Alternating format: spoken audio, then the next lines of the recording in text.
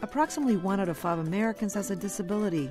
Whether you're born with one or got it through illness or an accident, living with disabling conditions can be difficult for millions of families. How can those affected reduce the emotional, social, and vocational impacts of a disability and cope with everyday life? Learn, adapt, and thrive with Disability 101. Next on Living Smart.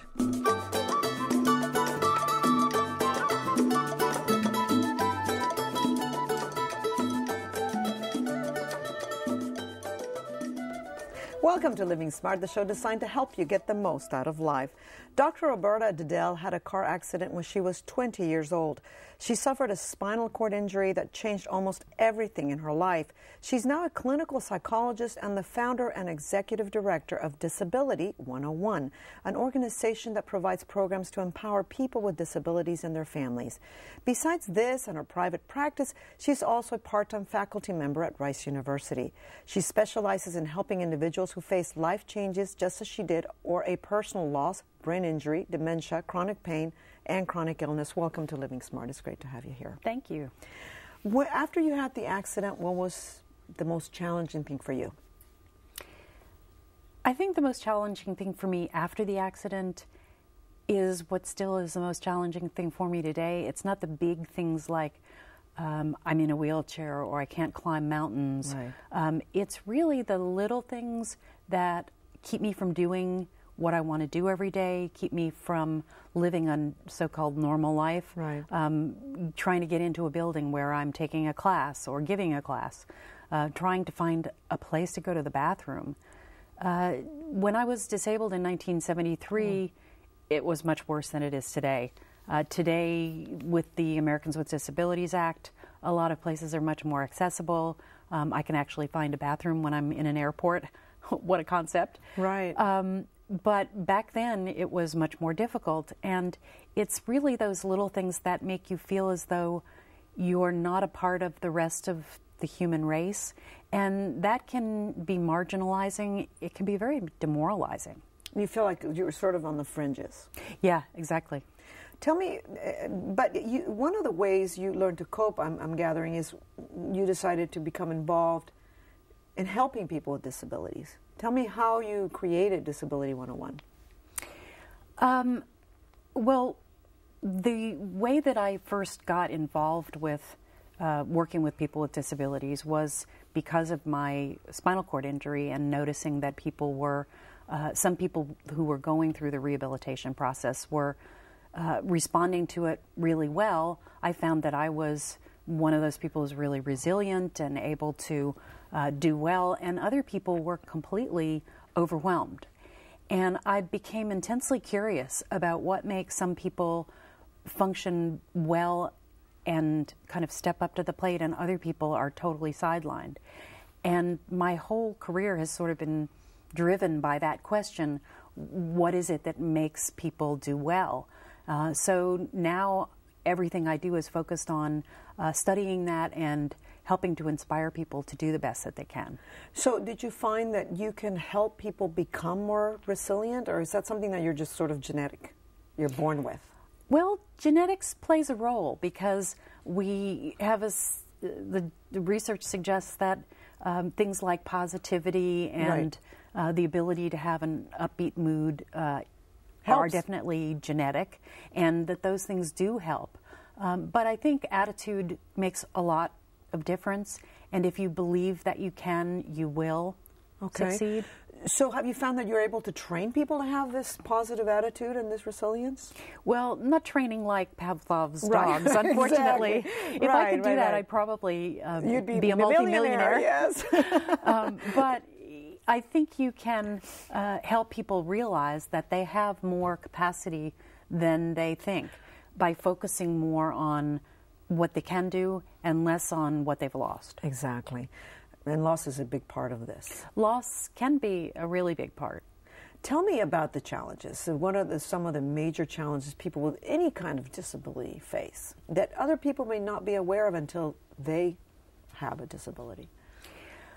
Well, the most obvious is physical limitations. Right. And that's what people can often see, like me being in a wheelchair, I'm mobility impaired, or someone who's blind or deaf, you can see those obstacles. But there are other invisible disabilities like fatigue or pain that are just as disabling, but they're invisible, so they're not as obvious. Another thing that is a big challenge is that when you have those physical limitations, it changes who you think that you are, who you feel you are, your experiences of being yourself. So it's kind of an identity disruption. Right, right. And there's a social challenge. You really have to adapt to being a different person socially, having people see you differently. And that can sometimes challenge your view of what's fair, what your meaning is life, purpose in life right, is. or who you are, Yeah. or how they see you. Yeah, a all lot of of it it must be goes also together. that people may feel sorry for you, and how do you cope with that too? Because that must not be easy, right? Yes, it's extremely difficult. Right. We like to think as a society that we've gone beyond stigma, social stigma, but still it's a powerful force. People with disabilities, or even people who are sick, we may not look down on them, but we see them differently. Right. And you'll often hear people say, well, so-and-so has cancer, and so I haven't called her because I wouldn't know what to say. Right. Right. It's like, well, just say hello. How are you? Yeah. Start the conversation yes, anyway, at yes. least, you know. But there's that feeling that they can't, that they don't know what to say. It's awkward. And I think people themselves who are disabled or sick feel stigmatized by it. Even if you think about the last time you had a flu or something and you had to call and cancel a social engagement or work, my guess is that you apologized. Right, right. And that's because we feel embarrassed Right, because about we being got sick. Yeah, You're right. We're not supposed to be sick. Exactly. And it's I very think- much American, right? It's very much an American thing. Yeah, but I think that stigma is there across cultures. world, okay. And maybe worse in some cultures because others, it's, yeah. At least in this country, we believe that we should include everybody. Right. And that's an important thing for people who are disabled. Absolutely.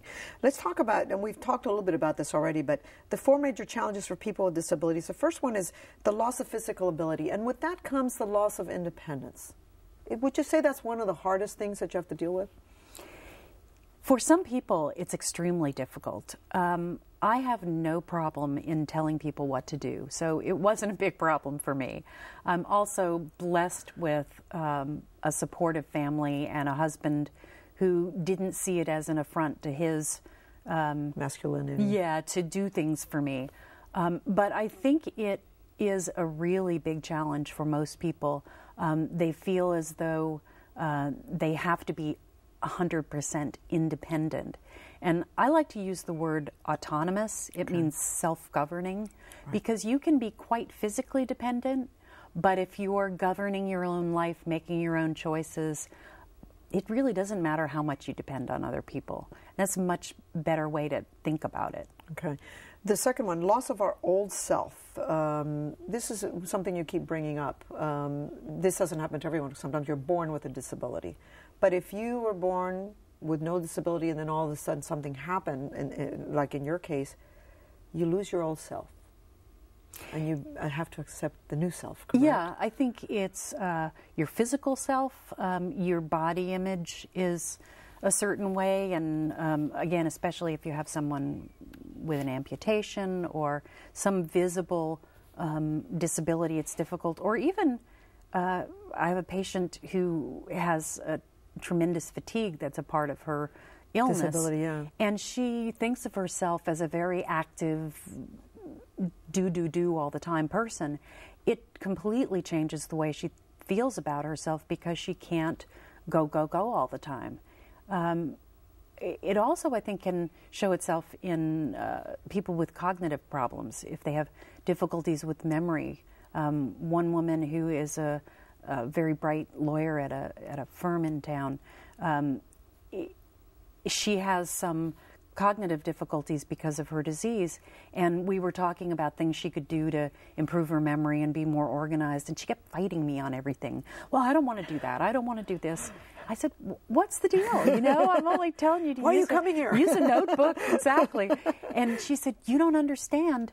It's just not me. I am the smartest kid in the room.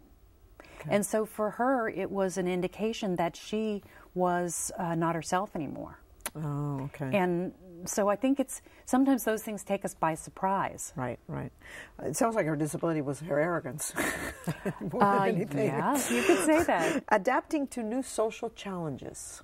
That must be really hard because of the way people react. Yeah. Part of it is the stigma issue. The other part is the awkwardness. Right. Other people are awkward with you, and you're awkward initially. Back. I remember when I first became disabled, there weren't that many people out in wheelchairs then, right, especially right. young people. They kept them inside. Yeah, it's crazy. People would stare a lot. It was amazing to me the day that I discovered that if I just look back at people when they stare at me, that they wouldn't stare anymore, or they'd smile, or they'd look right. away. It was like, I win. Yeah, that's right, exactly. Yeah. That's a very good point. Finding new ways to engage in meaningful or productive activities, and this is what you must do as a therapist to help your patients. Yes, I think it's a challenge sometimes, because if your physical abilities don't allow you to engage in things that were meaningful to you in the same way. For example, if you used to socialize with your friends playing basketball, and that was your thing, and now you can't play basketball anymore, it's not the same thing to go and watch from the sidelines. Right. Even though your friends may say, oh yeah, we really want to see you, you can't participate in the same way.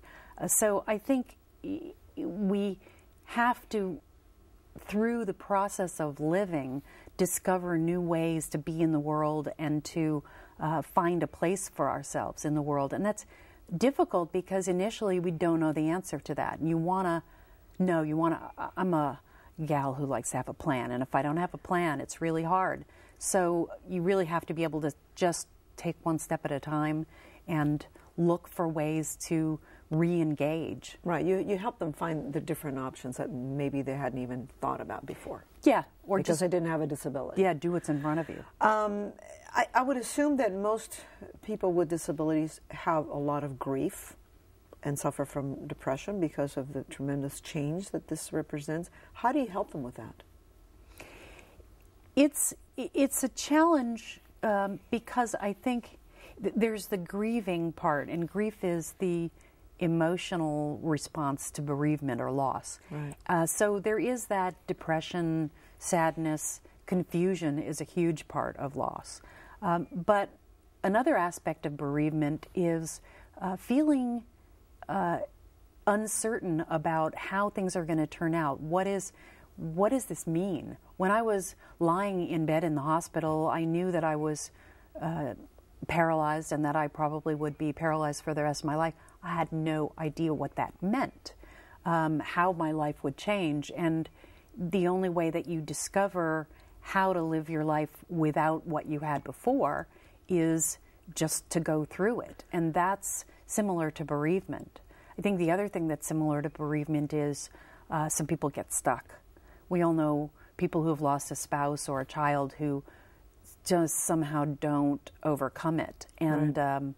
I can remember a patient a few years ago, a young woman who had been spinal cord injured for about 10 years, and I asked her what she was doing with her life. And she said, well, I go to physical therapy twice a week. And I said, so what else do you do? And she said, that's it. Wow, and 10 years. And okay. I said, well, why are you still going to physical therapy after all these years? And she said, well, I'm going because when I get better, then I'll be able to do the best I can. So she seemed to be waiting for some magic moment when she knew that it was time to go on with her life. And it was so sad because she had missed out on 10 years of living and being productive and contributing Right. And sometimes people just they get stuck. Has anyone told you ever getting this was a blessing in disguise? Sometimes people get an illness or there's some, I guess, something positive about it that they had never even seen, or the possibility. Have you ever had people say that to you? Well, obviously, if they're coming to see you, maybe not. The people who say it to me generally are people who are not disabled, and they would like to hear it. Right. I think there's always something positive that you can get out of lining. If we can't look for wisdom in a crisis, then we can't find anything that's meaningful in life. So it's really important to look for and put together something to help us understand why this has happened. But I also think that that there's a tendency for people to want you not to feel the disruption that it's caused in your life. It's a hard line to walk sometimes. Right. You shared the story of a truck driver, and this is a very important issue. What happens to your relationships after something like this? I was actually surprised. You were married before you had your accident. You're still married to the same guy. I am. He's a saint. Which you would think, you would think that's unusual, right? But you know more about that than I do. It does change your relationships. It does. And actually, the divorce rates are about the same as they are in the normal population. I think crisis of any kind, whether it's a disability, an illness, the loss of a child, it strengthens good relationships and it erodes poor relationships. Right. But the truck driver you were talking about, he was this really active, laid-back guy. On his time off, he would go around to all of his friends' and relatives' houses and fix their houses and do chores. And after he became disabled, he was really frustrated, really angry. It was extremely difficult for him. It was a change in identity for him. He said to me, "This is just not me. I'm not an angry person." Right. And his wife kind of said the same thing. "I'm not married to an angry man." Well, right. She was now. Right. And so it really has an impact on relationships because you have to adjust to the changes in the person who's disabled, and it changes roles too. You can't, sometimes someone with a brain injury, a couple that I was just talking to, it was a very traditional relationship. He made all of the big decisions. Sure. He took care of the money. And now that he's had this brain injury, she has had to take over all of that. She's had to go back to work. She resents it. Right. He resents it. It's extremely challenging. So you have to work through it. Mm-hmm. Let's say I have a friend with a disability or who just had a recent disability. How do I, as a friend, help instead of make things worse for the person? It sounds kind of simplistic, but the best answer is just to ask. Okay. The two mistakes I think that people make are that they either assume the person needs help and try to help when they really don't want help, or they assume that the person is going to ask. I remember one day I was in a hotel and I was going toward the elevator and I hear these pounding footsteps behind me, running, and that sort of creates a sense of caution in you. And this guy goes flying by me and then throws himself over the threshold of the elevator and says, "Let me keep the door open for you." And I then tried to get in the elevator, but he was blocking the door to the elevator. So I did not want help, I did not need help, and it was not helpful. It was a good intention, but... Very good intention. And that is one thing that I think people with disabilities have to remain aware of, is that the intentions are good even if it doesn't always come across well, and you have to kind of grit your teeth and just try to teach them how to do it better. But it can go in the other direction. One of my patients recently said to me, "I don't understand why my wife just doesn't know what I need." I'm like, Right. You mean read your mind? Right. And he said, well, we've been married for all these years. She should know.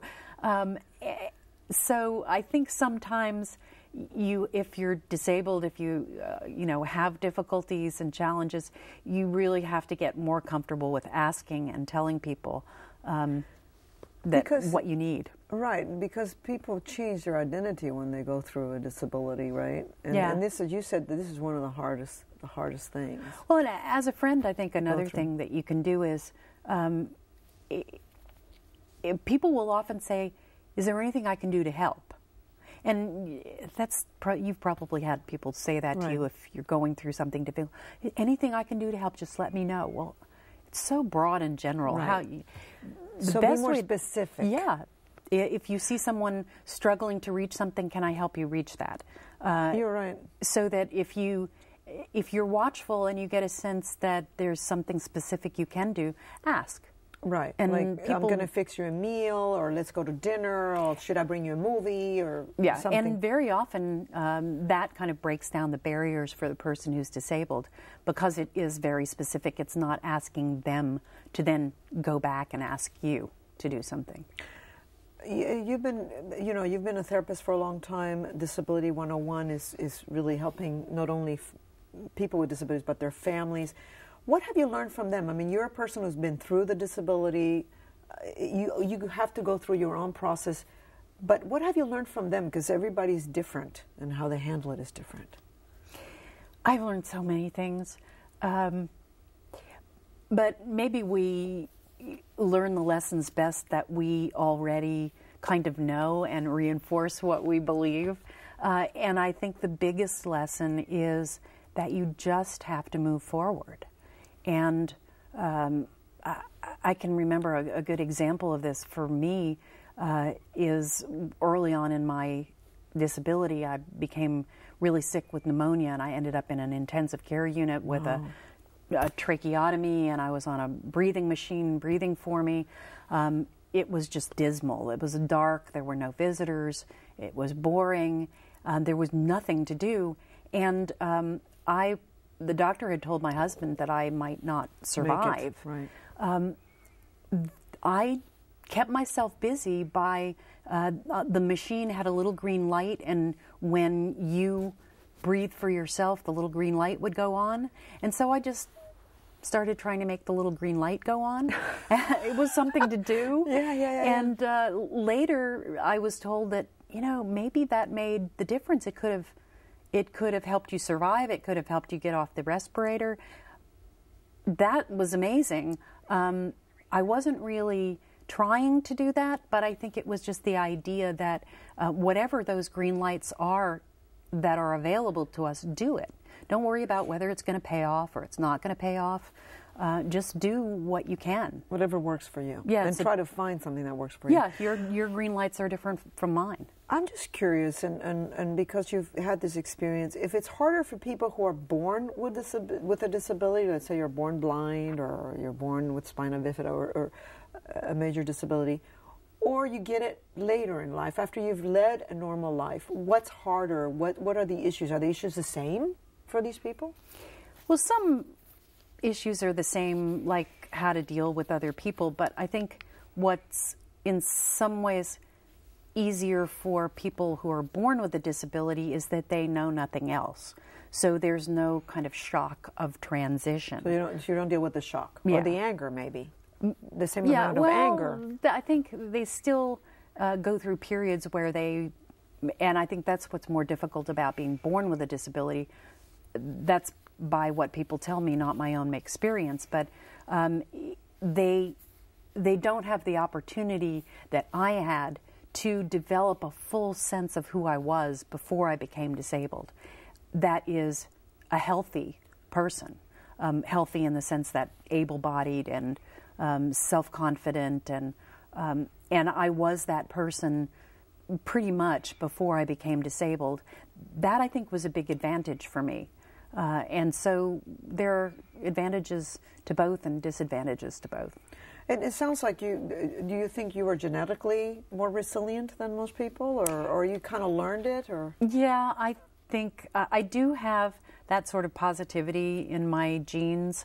I also think some of the research that's been done on resilient people suggests that they're able to cope by putting things in the background and not focusing on them so much. People talk a lot about you have to talk about your troubles, and I know that this goes against cultural wisdom, and I'm supposed to be a psychotherapist, but gosh, you can't focus too much on what's wrong, on how bad you feel, on how trapped you are, or you will become overwhelmed. You have to be able to put that, behind you and focus on what's good. Okay, well, how do you know you're living smart? I think you're living smart with a chronic disease or disability when you can put things in the background, when you can spend long periods of time not thinking about your pain, your fatigue, your predicament, because you're so focused on what other people need, on what you're doing for them.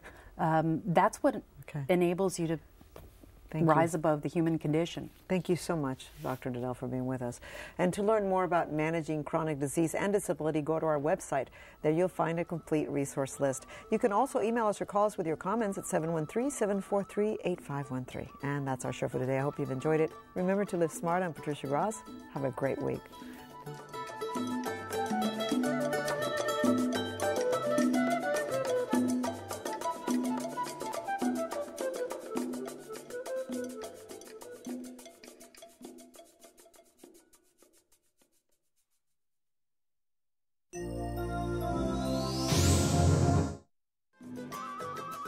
For a transcript of this program, send $6.95 to the address on your screen. Please include the name of the guest.